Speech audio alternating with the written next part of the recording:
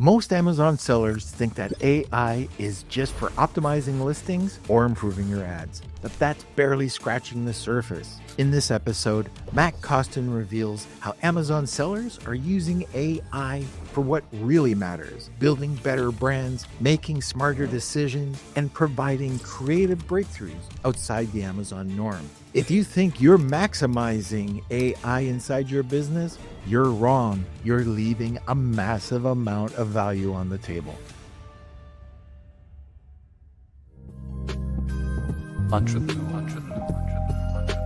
Let's get into our guest. He's created 7-figure brands and launched 8 successful Kickstarter projects, all based on the power of shopper feedback. His work has been featured in Forbes, Business Insider, and Entrepreneur. Please welcome, in a second, Matt Kostan. All right, let's go to a sponsor first. Are you spending more on Amazon ads and getting less return? There's a smarter way to grow, and without increasing your budget.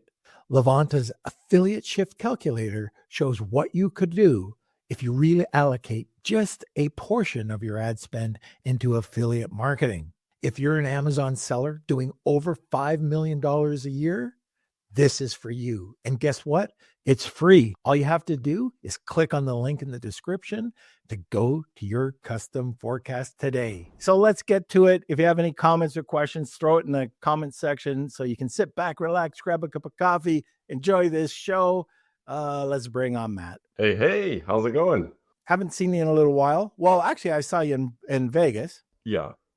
We had a good time there. But what are you up to? Like, we got a topic today. I had no idea that we were going to be talking about AI. So what's new with you, sir? Yeah, fair enough. So obviously working hard on ProductPinion as well. I think what we're doing in that department is trying to figure out basically a good way to put our content together. So putting together SOPs, and because a lot of people want to do testing, but they also want to kind of be able to just follow, hey, step 1, step 2, step 3.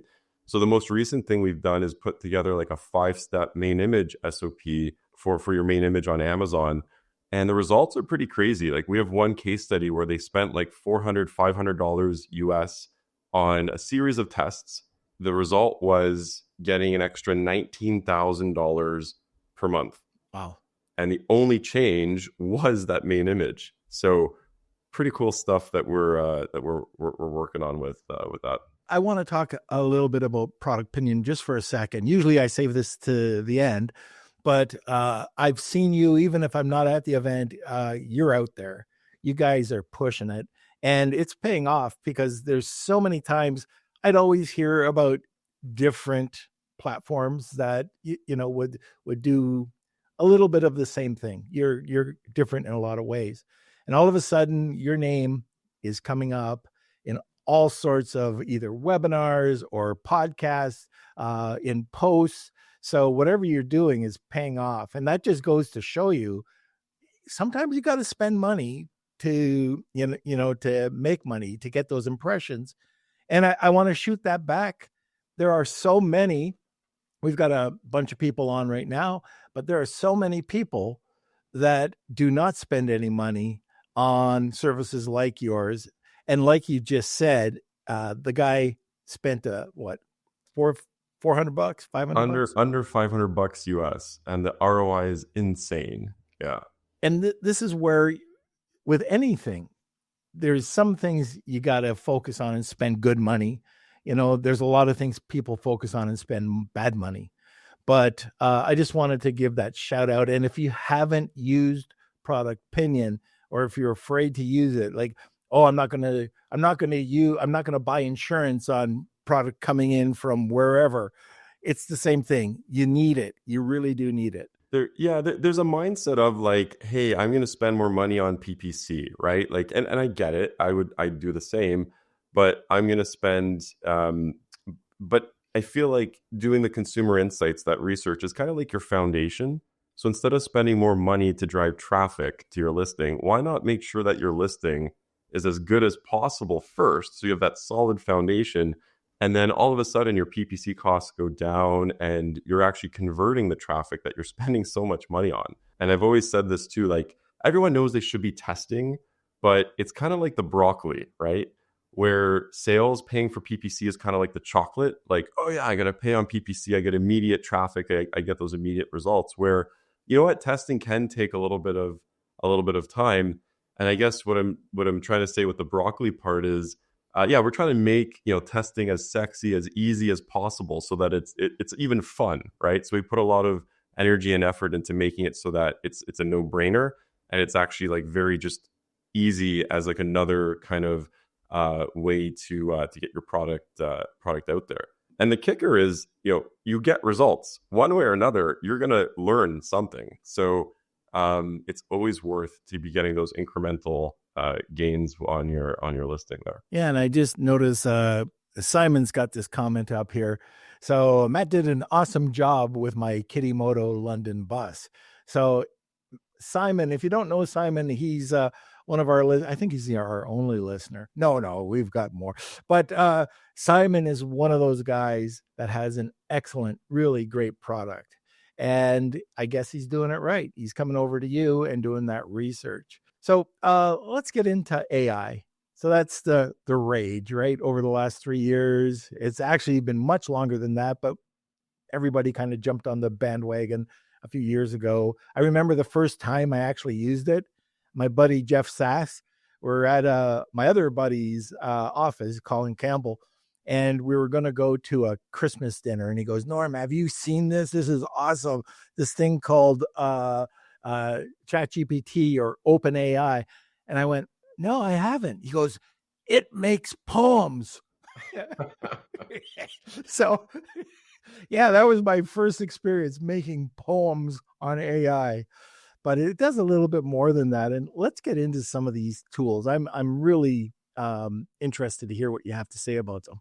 Yeah, totally. So I figured, like, obviously we talk about AI and e-commerce all the time, and what I've been trying to think about is also like, hey, how can I make my daily life easier, like, and beyond just like productivity apps and that sort of thing. Like, I wanted to, I basically wanted to just see if I can get some practicality out of it too. So I figured, yeah, we'll chat about some interesting ways of using AI and some tools that you might not have heard of just yet. One of the kind of random ways I guess I was using AI was, so I'm taking apart. So I really enjoy doing manual labor. I spend like a lot of time in front of the screen, and manual labor is kind of like my escape, I guess, from it. So for fun, I'm like tearing out the deck in my backyard. It's close to the ground, that sort of thing, tearing it out. And you know, I had gloves on. I rip out one of the boards or whatever, and then there's this spider, and it's like a gnarly looking spider that I haven't kind of seen before, right? I was like, this thing's different. Yeah. It was actually on my hand too. It was on the glove on my hand, and I was like, oh, I shake it off, and I'm like, hey, I'm curious, like what type is that, right? So I pick it up more or less with the hammer, and I take a picture, ask ChatGPT, like, hey, what is this? And you know what? It's like, hey, it's a black widow. No. Yeah. And it's like, don't get bit by it. It's very venomous, blah, blah, blah. Looks like a female based on this. It gives me the whole thing, right? And I'm like, holy shit, we have black widow spiders in our backyard. Note to self, you know, maybe maybe. And they usually come in bunches. Oh, there was a few too. Yeah, like after is because once I noticed that one, then I started noticing like the 5, 6, or 7 more of them. Mm-hmm. So I was like, oh, that's great. Yeah. You know what's funny? Because I hate spiders, so I do a lot of research on spiders. But there's a brown widow. Okay. That is taking over and eating up and killing all these black widows, and they're more venomous. Oh, nice. Maybe, yeah, maybe. Maybe one of those. I didn't even realize we had them in Canada. I thought there was more of a like a thing. I don't know. I didn't even realize this. So I'm like, hey, it just, you know, my knowledge +1. Fun. Now this leads me to something else, because you could have a picture on Amazon, and it's not what the algorithm picks up. It's not what it sees. So it's a really good idea probably to take a picture and figure out, or go and just put it into ChatGPT. What do you see? Yeah, we actually, yeah, it's a good segue. We have a tool. It's free. You don't have to opt in or anything for it. It's imagecheck.com, CHEK. And you can upload your images on it, and it'll actually use Amazon's own recognition one to one to tell you what the AI sees. And what's interesting with that is you get some instances where, it I think one example was someone had a spatula, but it was kind of turned too much on an angle. So the AI thought it was a toothbrush or like the back of a toothbrush. And a super easy fix is like, oh, okay, so I'm going to turn my spatula to make it so you can actually see the outline. And then the AI is reading it as a spatula. So, I mean, not something earth shattering that you have to do, but, as Rufus is picking up on images, it's reading it. It makes sense to make sure that you're putting your best foot forward for those results. So, yeah, that's a good segue to that. Yeah. And it might, tell you something else that it sees in the picture, or it could give you some other keywords that you're not associating with the picture. But mine as well. It is an AI world right now. And the other aspect, which I think is actually going to be even more important, is the AI can also read your lifestyle images and the demographics of the people that appear. So the whole point of Rufus obviously is to make Amazon more money, but to do that, you want to give the most relevant results, obviously. So if you ask Rufus, like, hey, I'm looking for a gift for my brother who's this age, whatever. So because Amazon can actually read, if you have lifestyle pictures of, a man in his 30s, whatever, camping and that sort of stuff, then it can actually use that as a data point of making that potentially more relevant. So that part I would actually not skimp on. Like if you have your target demographic, then definitely put those people in the lifestyle images. This leads me to something else.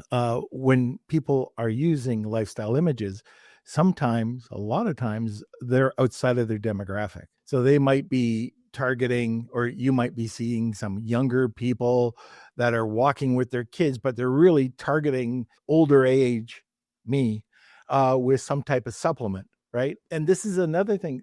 I forget who it was. I'm not sure if it was Colin Raja or the person just before them. I forget, I'm old, but talking about the way that you should be writing your bullet points now, more humanistic, more towards your main demographic, and making sure they didn't talk about it during the podcast, but making sure that those demographics also show up on the slide deck. Yeah. So if you're not doing it, you could be missing out, especially if you got some old guy, me, and it's targeting younger people. You're not going to get the avatar match. It turns people off, yeah. Or for example, some people will have they'll do the lifestyle images, but the head is cut off, right? The head's out of frame, that sort of thing. And it's really easy. It doesn't take a lot of research to understand that shoppers are finicky. Mm-hmm. If they have an excuse to hit that back button, they're going to do it because they know that there's 10,000 other results that they have to get through. So your goal as a seller is just don't give them a reason to hit back. Don't give them a reason to bounce. So no, absolutely. I definitely make sure that there's that avatar match. Now, what about just listing? Like, what are you using now to make sure that your listing is optimized for compliance? Like right now, there was a lot of changes made a little while back. So the title, the bullets, the AI, the way it reflects on your listing. Do you plan to launch a product on Amazon? Colin Raja breaks down the exact steps to do it right, and you can watch it right here. I always like running things through the policies as well too, just as another kind of data point. Right now I'm using there's a few agencies that I'll work with, and then they're on top of the rules, regulations to make sure that we're not gonna cross any lines. But if we do, so for example, one part that I'm still bullish on is obviously the main image, like testing out things that may or may not get approved. And actually got a cool tip from someone at Seller Sessions. What they were saying was what they'll do is try to, so obviously the main image is how it's like the 80%, right? Like you got to get the click to get the sale, that sort of thing. And we're always trying to push the limits with that. In certain categories, you can push more than others, but if it gets suppressed, it's like a 10-minute fix. You put the old image back, you're good to go. But what he'll do is actually create kind of a dummy listing with a new kind of provocative main image and actually see if that'll take. And sometimes it'll get rejected immediately. So that means they know that they have to kind of work on that image. But if it takes, then it's a good data point that maybe it'll take for their main listing that's actually doing the sales as well too. And then the chances of suppression are less. So if you're doing a dummy listing, though, you're going to have to create something with a new UPC. So he goes right, a complete listing. So not so complete as enough to get it so that it can be listed, but but basically what he's doing is trying to see if that main image, if he can actually make that image, right? So so eventually he deletes the listing, I'm assuming, like it's not anything. So probably for the UPC, he's probably using like a reseller one or whatever it might be. But the idea is, would it pass that first gate of Amazon being like, hey, yeah, this main image is good to go or not, right? Because sometimes it gets rejected right away upon creation. And it's just one extra check that you can do before you actually put that more provocative main image on your main listing. Okay, got it. That's kind of cool. I've never heard of that. I've never heard of someone doing that before. And I thought about it. I'm like, yeah, you're almost like sandboxing a listing to see if it'll stick. Yeah, I did that in 2000, and I lost a lot of money in trading stock. But all right.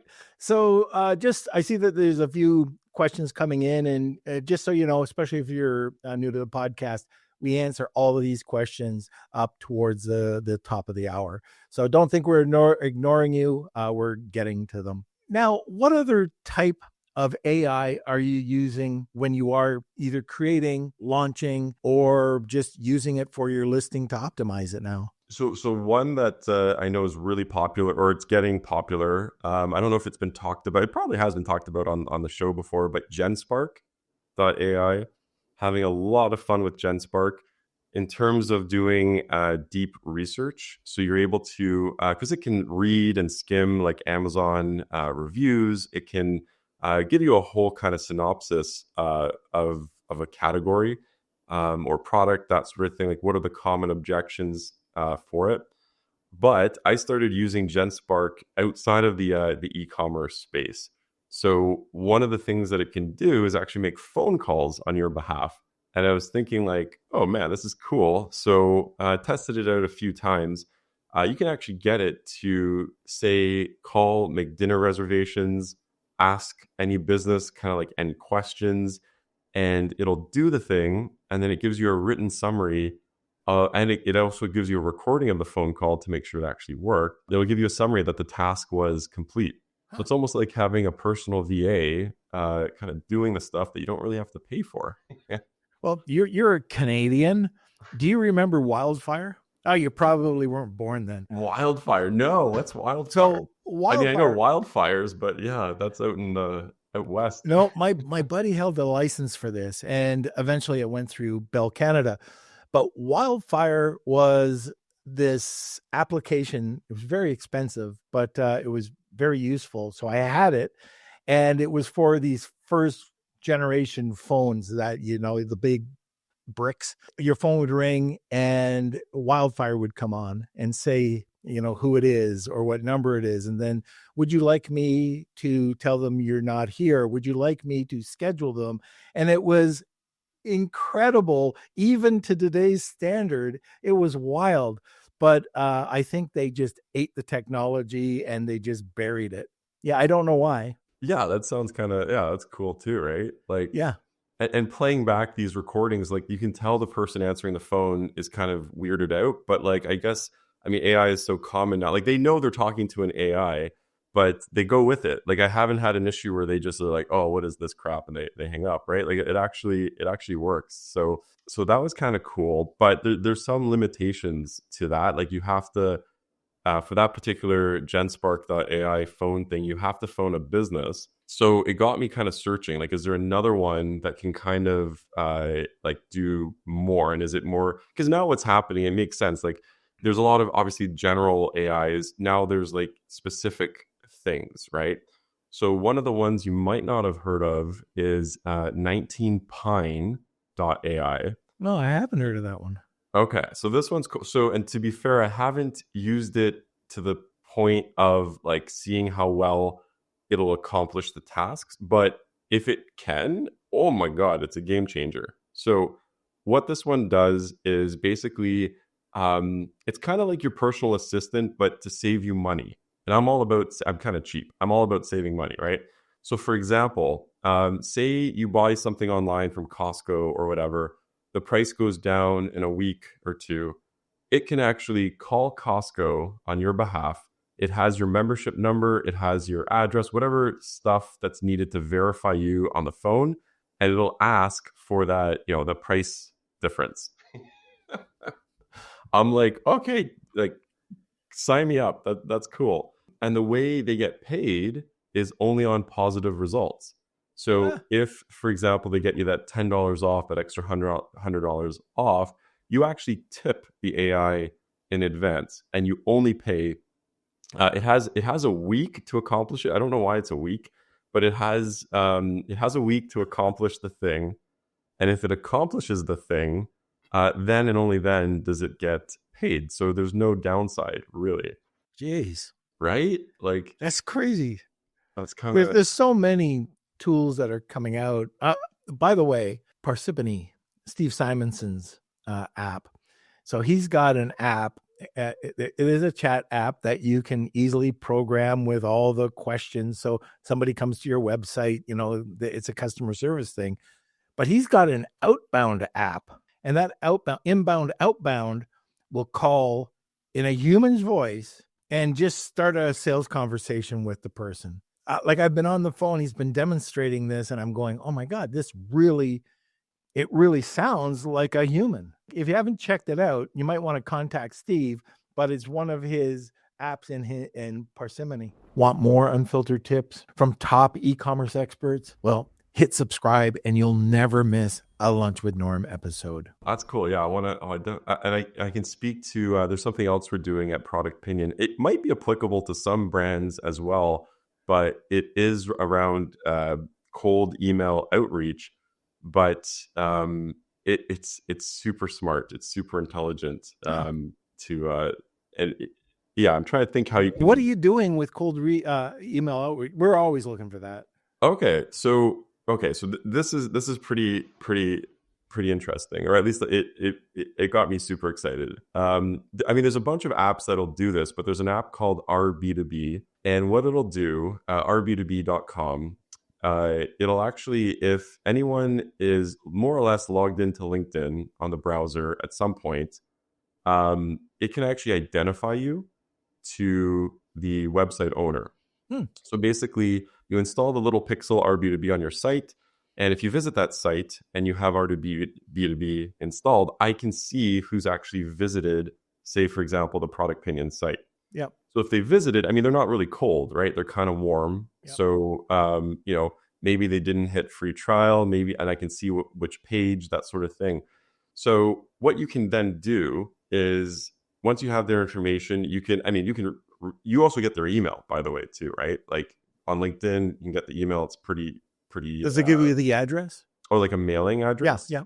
I don't think so. But definitely email address, definitely LinkedIn profile, all that jazz. You can add them to LinkedIn.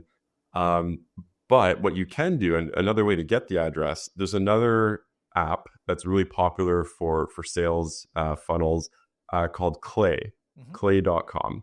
So Clay is interesting. It's basically a spreadsheet, but it's like super powered by AI. So it'll import the leads, the visitors that are on your site. With Clay, you can then enrich them. And enrichment is just like, hey, can we find more information about these guys? So maybe we could find their shipping address, right? Which actually is also a very cool way to get attention to people. Like, ship them physical Right. thing. Exactly. Yeah. Nobody does that anymore. Like Right. I love that stuff, pattern interrupt, right? But you can enrich them. But not only can you enrich them, once you have the enrichment, you can get the AI, and it's built in. You can use any of the tools, Claude, OpenAI, whatever. You can get them to get Clay to write a specific subject line and a specific email per contact. So you can get enrichment. You can even have, for example, they call it a Clayagent, which is just an AI agent, do some like deep research on that visitor who just came to your site, and then use that deep research to actually craft a specific email to them. Then you hook that up to an email provider like instantly.ai, and it'll actually warm outreach to the visitor on your page. So basically, it's hyper personalization at scale. So all of this is happening behind the scenes. You're sending like a custom, hopefully thoughtful email to these visitors. And obviously, long-term play is getting them to convert, getting them to do the trial, getting them to sign up. So yeah, this is something that we're working on with ProductPinion, to be able to kind of just give better, because everyone hates a generic cold email, right? Right. Like it's kind of like you didn't do your research. Like, I'd rather not send a crappy email. So in this way, it's being able to actually like personalize that that cold outreach with a few AI tools. And hopefully it doesn't say, "Dear Sir." Yeah. Or, Norman Farrar. Dear Norman Farrar. Okay, that's going in the trash. The amount of those that you get is just insane, right? Like same, Yeah. like it's like, how do you expect me to? I'm in marketing, and you took zero effort to personalize, whatever. Like, in the crap. Yeah, same. Okay, so we're at the bottom of the hour, and in case this is your first podcast, you're listening to Lunch with Norm, we do something a little different. At the top of the hour, we do something called the Wheel of Kelsey, and that's a giveaway that our guest provides. So, Matt, what's the giveaway today? Yeah, so what we'll do is, if you don't have a Product Opinion account yet, we'll set you up with one. We'll give you $100 worth of credits. And then on top of that, we'll actually go through, we talked about our 5-step main image SOP. We'll actually give you a personalized blueprint on how to implement that to get a main image that's going to get you more clicks and conversions. Oh, very good. Okay, so if you're interested in this, I hope you are. It's hashtag Wheel of Kelsey. Tag 2 people, you get a second entry. Now, there is a third way. When you go to lwn.news, or if you have our newsletter, you'll see an entry for this on Monday for the Wednesday drawing. So this is actually a little bit different now. We used to do it, so Matt's would have been at the top of the hour. It's going to be at the top of the hour next week. So it gives more people a chance to join in. All right. And the other thing, don't forget to hit that subscribe button or share out this episode. And last thing, let's have a word from our sponsor. Hey, Amazon sellers. If you've listened to the Lunch with Norm podcast over the years, you've probably heard me talk about Flat World Network and some of the services that we use to help brands find and maintain serious growth. Well, if your sales have plateaued or you feel like your listings just aren't converting, you're not alone. I've built a proven system over the years to help sellers increase conversion and unlock more sales. I'm going to be giving away a free audit to show you exactly what's wrong with your listing and how you can improve it. In fact, I'm going to be completely transparent, and I'm going to let you know the good, the bad, and the ugly. So if you can handle the truth and you want to scale, hit the link in the description or go to flatworldnetwork.com and grab your free audit today. That was me, by the way. Hey, I just noticed that Simon put in a good point. In the UK and the EU, you need explicit permission. And generally, you can pick out if the IP is coming from Europe. To speak to that, yeah. So what I was talking about is US only to identify actual individuals. However, you can identify companies in the EU, and it's still above board. And when you identify the companies, then you can still throw that into Clay, and then Clay can work its magic to find the people that work in those companies. So You still can work with it, but yeah, what I mentioned was like US only. Yeah. You obviously have to have the privacy policy, the acceptance of cookies, all that fun stuff in there to do it, so that to make sure that it's above board. But yeah, really good point. Yeah. But the other thing, if you're working on LinkedIn, there's no problem sending out individuals messages to connect. So if you know who the people are and you're finding out, potential clients or potential businesses that you could work with, then that would be fine. The other thing, what's interesting, this came out about, I don't know, maybe 4 or 5 years ago. We've used it. And this is more for if you're crafting that email. It's, oh my God. Have you ever used crystal? Not meth. No. Neither. I haven't used Neither. Okay. Crystal is an app for LinkedIn. This is going to blow you away. Simon, Steve, anybody who's doing, check this out. Go download Crystal. It's an app that will tie into your LinkedIn. And if you put in anybody, try yourself, you're going to go, holy crap, this thing knows me. Now, this was years ago that this used to happen, but we still use that to identify how to talk to people. So if we know that it's more of a hard sell or more of an analytic or more of somebody who needs more creative, it goes into a deep dive into the person's personality. That's cool. You can do so. One of the examples that they gave with clay.com was so say, for example, you wanted to do deep research on a specific person and you already have their LinkedIn profile. You can actually get it to also find any awards, any blog post they've ever written, anything basically that they've signed off on. And similar idea where it'll then take that information and then craft the email based on what they find. So, hey, saw your blog post on blah, blah, blah, blah, blah, and that sort of thing. So you can actually do some like deep dive, like get the agent basically to do the deep dive on an individual basis too, which is pretty wild. But you can do that now. I just found the page. It's a Chrome extension. Cool. I'm gonna check that out. Yeah. Yeah. All that stuff. All right. So let's talk about more further development. Any other types of AI that you're using right now, or just in general, how you're using it, maybe even outside of Amazon? Yeah, totally. So, I mean, there's a few things that, obviously I use OpenAI quite a bit. We use it for ProductPinion, and then I'll use it personally. So, no, I'm sure you've had flights that had cancellations, delays, that sort of thing, right? Too many times. Do you We're fight in Toronto. them? Yeah, I know. Do you fight them though? Do you actually look for how much compensation you can get? Well, this is probably the wrong person to ask because, I think you met John or Melissa anyways.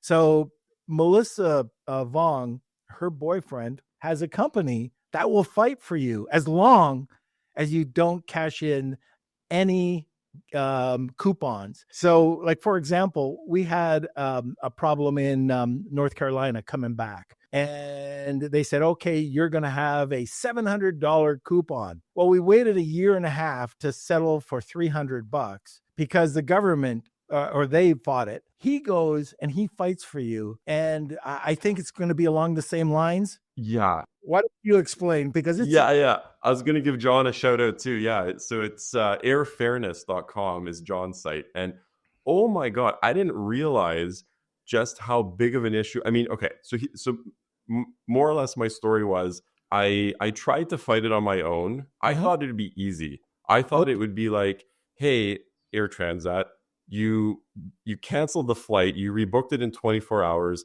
I'm out of pocket all these expenses. Plus, because you're a big airline, whatever, it's supposed to be $1,000 just compensation. Never even mind your expenses. It's compensation plus expenses plus this plus that.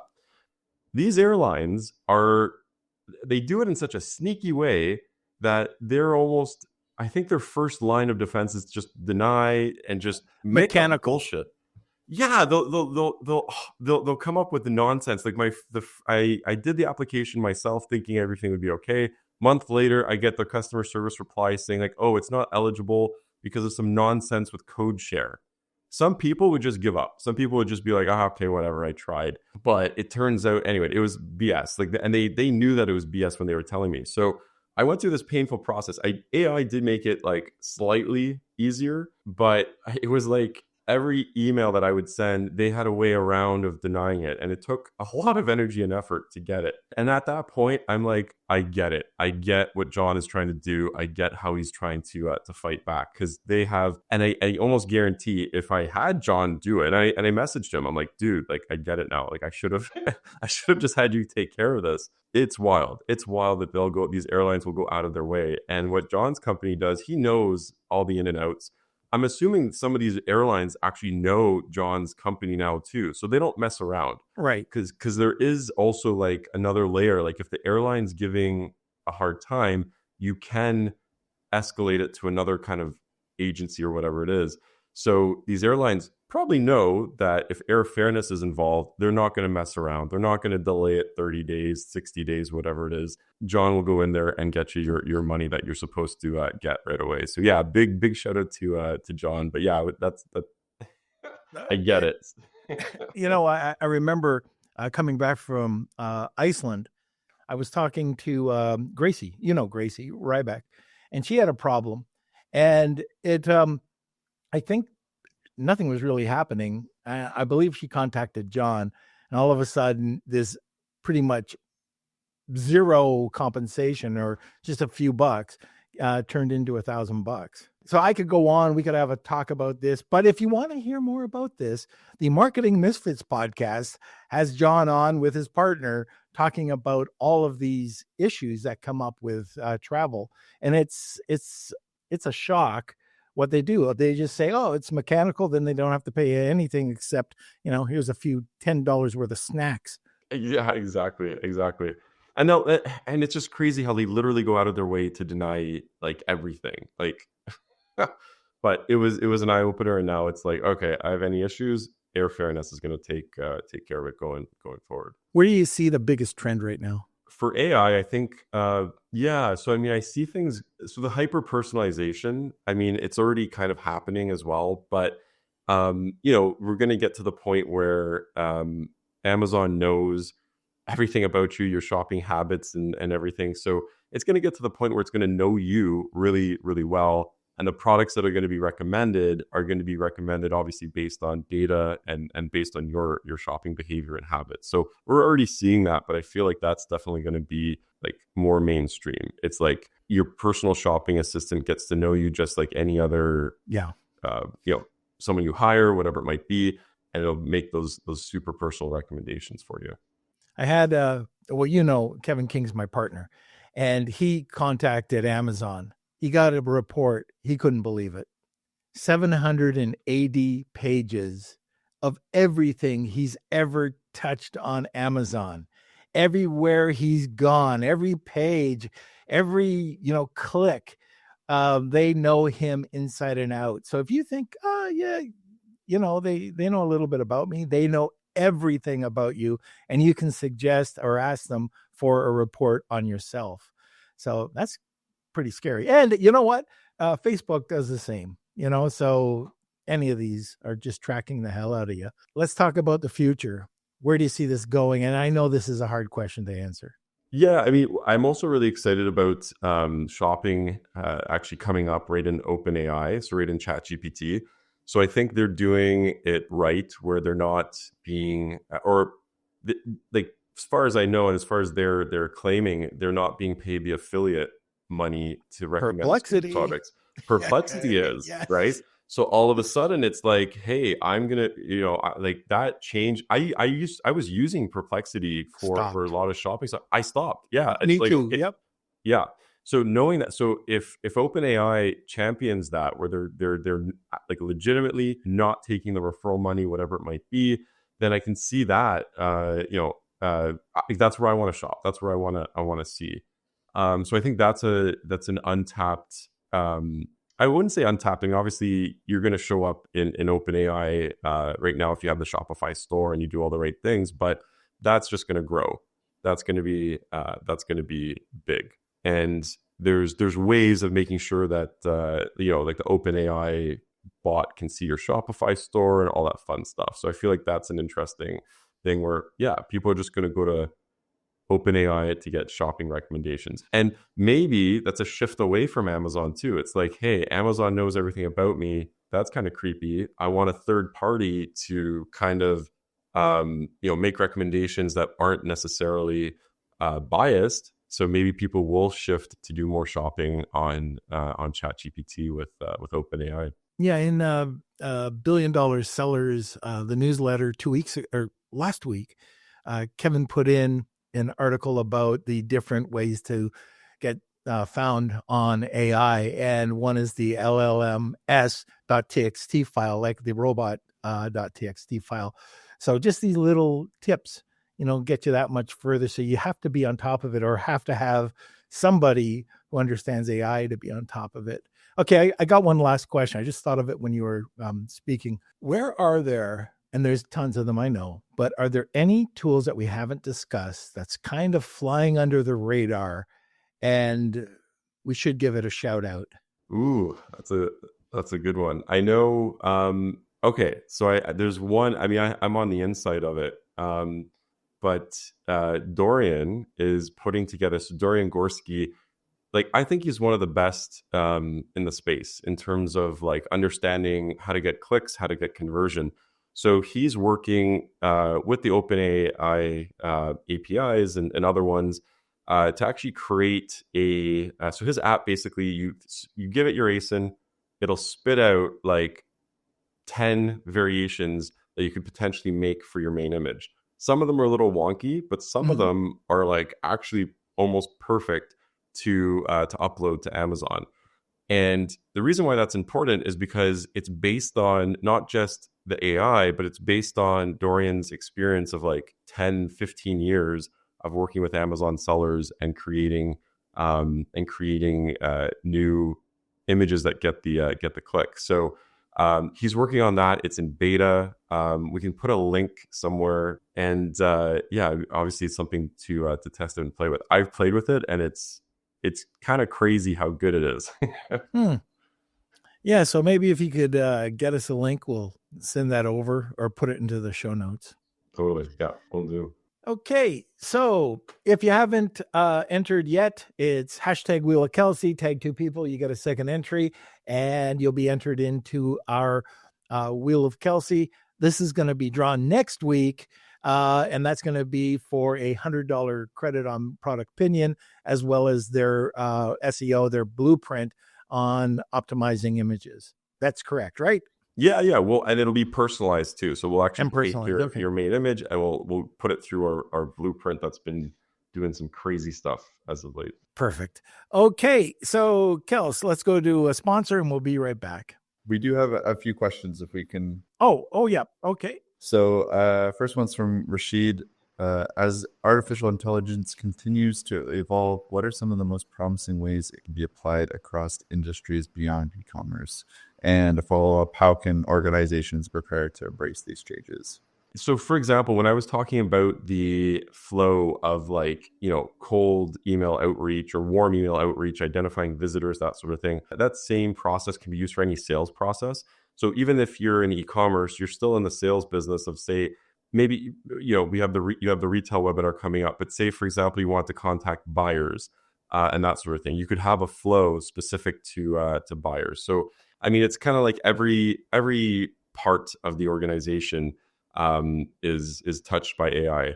At ProductPinion, we're working on patents. So we actually have 2 patents in the works. We've used AI, obviously, to help do the deep research of what's prior, what's there, and then also help, obviously, in writing it alongside the lawyer too. So, I mean, every aspect is kind of touched with it. There's also a very interesting podcast episode. It's Diary of a CEO, right? And he had on there Jeffrey, what's his name? Jeffrey Hinton. You guys should watch it as well too. So the whole podcast is about, he's called the godfather of AI. And this whole podcast is about how like we're in trouble. Like AI is going to be like the extinction of humanity. So as much as it like helps and everything, there's also this school of thought of like, what happens when we make the AI too smart? It renders humans useless, and then we become a slave. Yeah. It's Terminator, right? So really interesting watch. I'd recommend checking that. Watch Humans. Yeah. I don't know if you ever watched that show. It came out years ago, and you'll be surprised, how close this is. I mean, just watch it. It's called Humans. I believe it's on Amazon. Okay, and our last question is from Simon. He asks, so we have our persona and hooks, etc. What is the best image creation tool to use? Well, I was going to say too, Joe has a lot, Joe on LinkedIn, she has a ton of these SOPs on how to use. So, I mean, there's the tool, but then there's also the prompt, right? So in terms of tools, sure, use OpenAI, ChatGPT, their image gen is phenomenal. But it comes with having to master the prompt of it. So we have a tool called variationizer.com. It actually generates AI stuff in layers, so you can actually manipulate it. So it's not just like a solid image and you're stuck with it and you have to kind of chat with the AI to change things. This will actually take your main image. You can generate like eye candy around it. And because it's a layer, you can move it around. And that's fully free. So you can check that out, variationizer.com. Otherwise, if you wanted to use OpenAI, yeah, I would. We'll put a link to Joe's stuff. She actually won in Iceland the hack contest with at BDSS with how she does the prompting, and her prompts have went viral, like 15,000 comments on LinkedIn and that sort of thing. So that would she had one for 23 million. Was it? Yeah. Oh, right on. Yeah. So, and if you haven't subscribed to her newsletter, she's got a good newsletter. It's AI for e-commerce. Absolutely. Yeah. All right. Let's go over to the sponsor, and then we'll head right over to the Wheel of Kelsey. Start, scale, exit, repeat. I'm Colin C. Campbell, and I've started over a dozen multi-million-dollar companies in the last 30 years. I spent the last 10 years writing the book, Start, Scale, Exit, Repeat, to figure out what it is that these serial entrepreneurs do over and over again. We interviewed over 200 people. We created 58 chapters, over 30 illustrations, 180 callouts, and we quite frankly made this book for the ADHD entrepreneur. It's been #1 on Amazon in 15 categories and has won 12 awards globally. Get your book today either on ebook, paperback, hardcover, or Audible on Amazon or your favorite bookstore. You know Colin? Yeah, I've spoken with him a few times. Yeah. Yeah. So when he was 28 years old, we were in the same EO forum. He had a company valuation at $1.2 billion. And when he says, "Oh, I sold, multi-million-dollar companies," like he's talking about multiple, and then 8-figure companies. Like he's got the Midas touch. He's a smart guy. Hot damn, that's cool. Yeah. Incredible. All right, Kels, let's go over. Well, first contact information, Matt. Then we'll go over. Yeah, so easiest is matt@productpinion.com. And happy to answer any questions about clicks, conversion, AI, identifying Black Widow spiders. I'm your guy. So we have our wheel. This is for Colin Raja's giveaway of his hour consultation. I'll be the one for the Amazon product launch. So we'll spin this up and let's see who the winner is. If you are the winner, please email us k@lunchwithnorm.com. Ooh, Marina, congrats. Another Canadian from Toronto. All right. We ran 1 minute over, but we started 1 minute late. So, Matt, we kept you to the hour. No problem. All right, buddy. Well, thank you so much for coming on the podcast today. Thank you for having me. Always a good time. All right. We'll see you later. Thank you so much for joining today. We couldn't do this podcast without you. If you like to see more or see some of our other communities, there's always the Polished podcast. You've got the YouTube clips that YouTube or at Lunch with Norm Shorts, which are like 3-minute clips and under. There's the newsletter. There's the subreddit. There's the WhatsApp group, Facebook group, you name it. We've pretty much got the span of all social media. So check it out and either be part of one, be part of everything. That's up to you. All right, everybody. We'll see you next Wednesday and enjoy the day. Lunch with